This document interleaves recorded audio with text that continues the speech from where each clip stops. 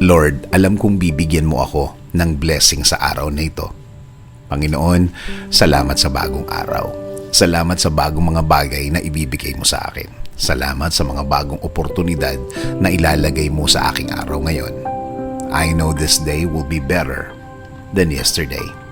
I declare blessings today. I declare provision. I declare healing today para sa akin at sa aking mahal sa buhay.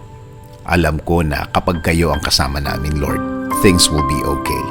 Alam namin na magiging tama at tahimik ang lahat. Alam din namin na kasama namin ang proteksyon sa araw na ito. Proteksyon sa mga bagay na gagawa ng problema sa aming buhay. Sa mga taong walang alam gawin, kundi mang-istorbo ng kapwa nila at gumawa ng mga kwentong imbento nila. Panginoon, turuan niyo akong maging kalmado sa harap ng mga taong ito. Give me the blessing of self-control.